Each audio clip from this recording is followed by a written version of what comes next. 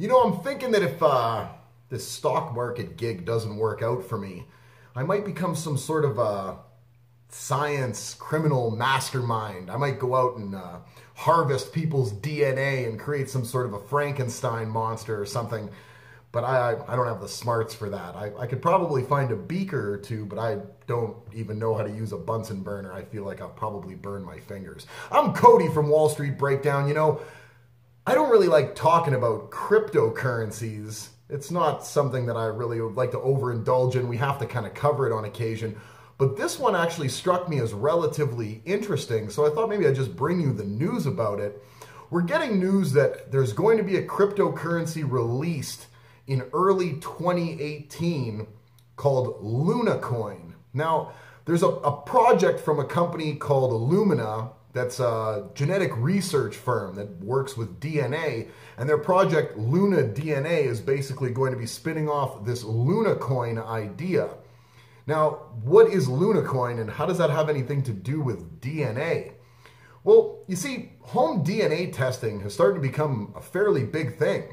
You get this little tube and you spit into it, and then you send it back to the people who sent you the tube, and they do all sort of genetic testing on your DNA, and they let you know all sorts of interesting stuff, like if you've got like exposure to certain potential medical conditions from family history, and they have a lot of information from certain types of people, like me, Caucasians. They've got a lot of that, but the medical community is trying to build medical databases that really cover the whole gamut of people all around the world. Now, there's other companies out there that do this. Probably the big one out there that does this is 23andMe.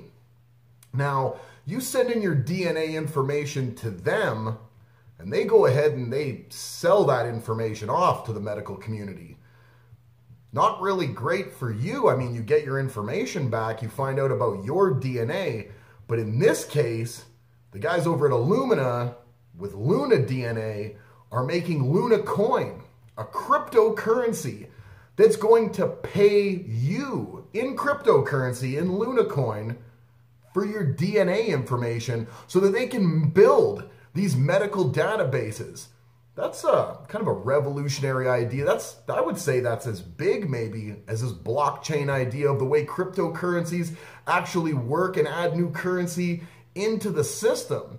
So you're going to get these DNA testing kits, spit into it, send it away, and then you're going to be gifted a nominal amount of this LunaCoin. They're going to be doing a public offering, trying to build up some money to get this started. They're looking for about $40 or $50 million to get started. Again, this is going to happen in early 2018. And it's going to be an initial coin offering is what they're calling it, much like an IPO when you do your initial primary shares being sold. This is going to be a initial coin offering, an ICO, where you're going to be selling off your coins. Now, the idea, I think, is really revolutionary because if you can get a lot of the big pharmaceutical companies together to work with these companies, to work with this company specifically, and they can build a broad enough medical database that it can be used, you could find that the attachment of this coin and these databases with the involvement of big pharma could maybe drive the price of this up significantly, because as opposed to a non-fiat cryptocurrency that we don't really see doing much more than just trying to circumvent some laws, this actually adds like some real tangible value to something, value that a lot of multi-billion-dollar multinational corporations that are doing work in science and medicine, they need this information. They want to get a hold of this. They're trying to build these medical databases as best they can, but without actually having a reason for people to do this, the majority of people that are doing DNA testing aren't willing to relinquish their data, even though their data ends up being like anonymous. It's not something that they're actually going and saying like, hey, Cody, this was Cody's DNA. It's just DNA, right? Like they just want to add it in and find out what it is, and they want to add it into the averages just so they can see how many people come up with whatever it ends up being down the double helix, right? They want to find out this information. So I think this was just kind of an interesting story that I ran across today. It's not anything to do with the public markets. This isn't tradable anything right now, but this is something I can see in the foreseeable future being somewhat tangible. So right now, when we're looking at it, They're most interested in African, Latin American, and indigenous peoples' DNA because they only have about 4% of that makes up the entire databases right now in the medical communities.